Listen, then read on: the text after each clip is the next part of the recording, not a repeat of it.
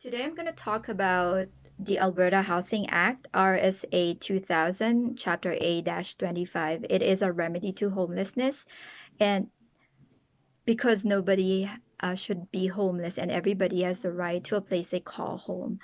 So, what is homelessness? So, homelessness is essentially it means not having a place to stay, but it can also be subtle as not or occupying a place that you don't have a right to occupy. So, squatting, an abandoned building, a person can be called homeless.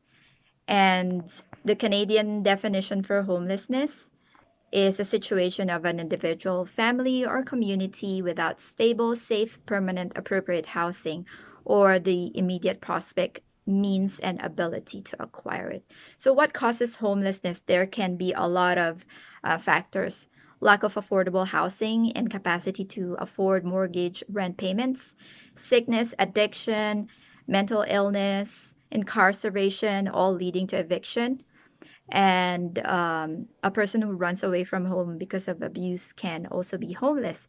Divorce and death in the family could render um, a loss of residence for the surviving family members.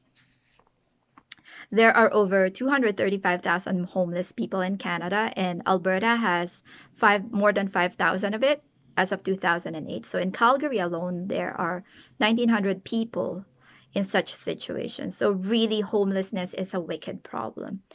So the Alberta Housing Act is the government's action, including legislation and programs that it can directly or indirectly impact housing supply, availability, housing standards, and urban planning. What it is an action to mitigate the effects of homelessness and to provide home. So the purpose of this act is to enable the efficient provision of basic level of housing accommodation for persons who, because of financial or social or other circumstances, require assistance to obtain or maintain housing accommodation. So essentially, the government funds um, management bodies or housing provider or Civida to let low-income individuals or families to rent their houses at subsidized rate.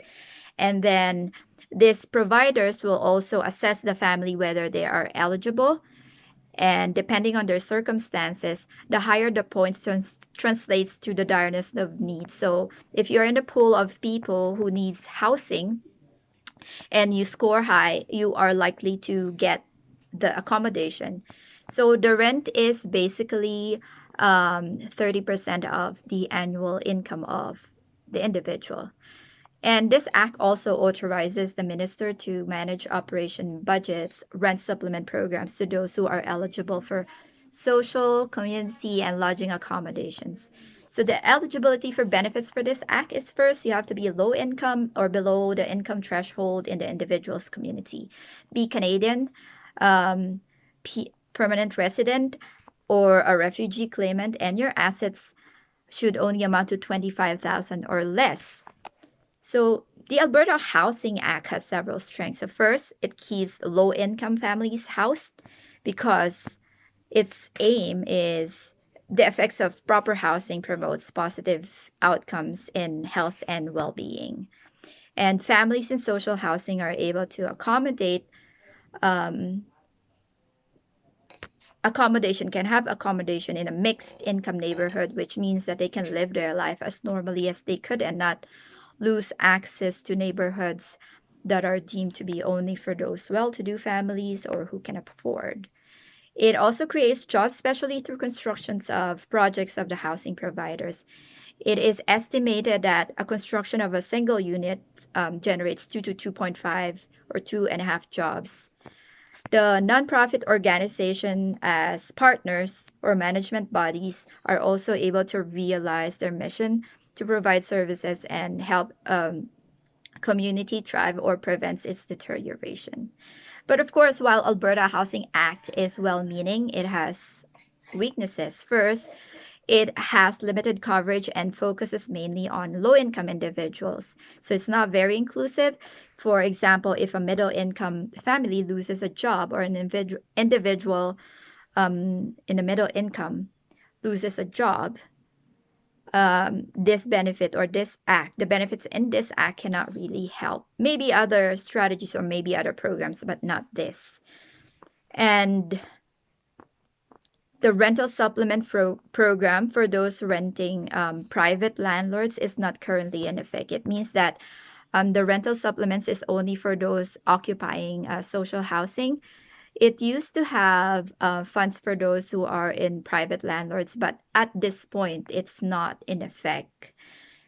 And the assistance given by this act or the benefits is for renters and not homeowners, which is really sad because if an individual owns a property under mortgage and a bank becomes unemployed and cannot pay the mortgage, this benefit cannot help.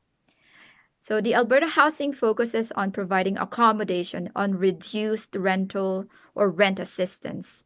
This model of service does not necessarily promote home ownership, therefore it can result in families bound to renting and province bound to supporting them. It could potentially undermine the dignity of families in having their own homes.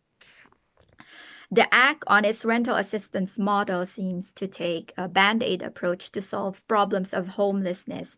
So there is an alternative method that could be implemented whereby housing infrastructure is offered as affordable rent-to-own homes for families to work towards home ownership. This could be taken by providing a time frame or reduced rents while offering employment and training opportunities to gain skills, which could lead to a better paying job and to rise above the low income strata. And as funding will always be a factor in making any initiative sustainable, I think that a home development mutual fund program can be incorporated to employment insurance.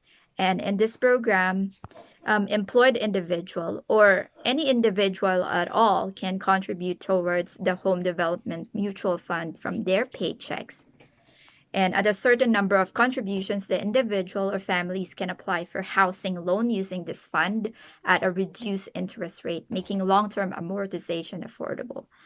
So overall, Alberta Housing Act has really taken strides to assist those who are in need, but it needs more comprehensive strategies and regulations to remedy homelessness or accumulation of people in the low income strata by becoming more inclusive in their eligibility, preventing homelessness in the first place.